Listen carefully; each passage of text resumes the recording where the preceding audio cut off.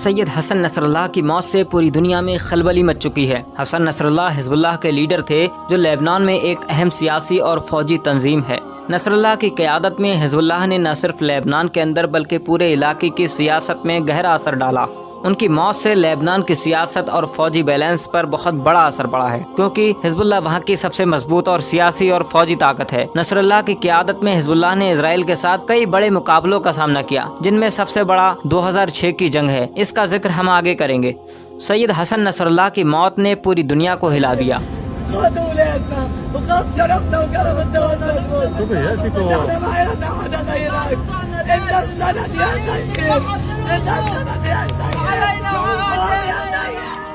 کیونکہ وہ نہ صرف لبنان بلکہ پورے مڈل ایسٹ کے ایک اہم سیاسی اور فوجی رہنما تھے۔ ان کی قیادت میں حزب اللہ نے عالمی سیاست میں ایک بہت بڑا رول ادا کیا، اور ان کی موت سے علاقوں میں کئی بڑی تبدیلیاں دیکھنے کو مل رہی ہیں۔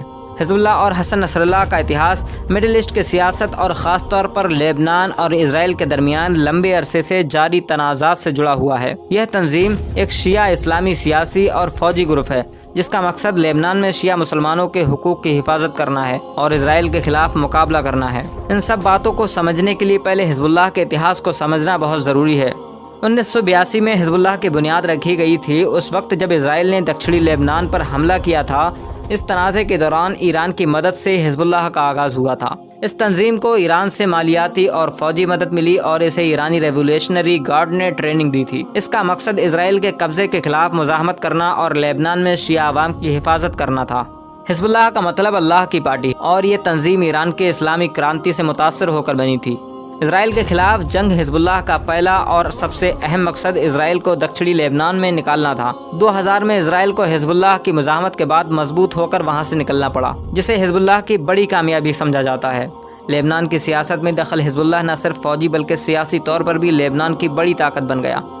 1992 میں اس تنظیم نے پہلی بار سیاسی الیکشن میں حصہ لیا، اور اب یہ لبنان کی پارلیمنٹ میں اہم رول ادا کرتا ہے۔ سماجی خدمات، جیسا کہ حزب اللہ صرف ایک فوجی تنظیم نہیں ہے بلکہ اس نے اسکول، اسپتال اور دوسرے سماجی خدمات کے ذریعے شیعہ عوام کی بھلائی کے لیے بھی کام کیا ہے۔ اس وجہ سے اس کی پبلک سپورٹ بہت مضبوط رہی ہے۔ سید حسن نصر اللہ کا جنم 31 اگست 1960 کو بیروت کے قریب ایک غریب شیعہ خاندان میں ہوا تھا۔ انہوں نے اپنی تعلیم عراق اور ایران میں پائی، جہاں وہ شیعہ دھارمک لیڈر سے متاثر ہوئے اور پھر انہوں نے حزب اللہ میں شمولیت اختیار کی۔ ان کی قیادت میں حزب اللہ نے ایک طاقتور فوجی اور سیاسی تنظیم کی شکل اختیار کی اور اسرائیل کے خلاف کئی کامیاب مقابلے کیے۔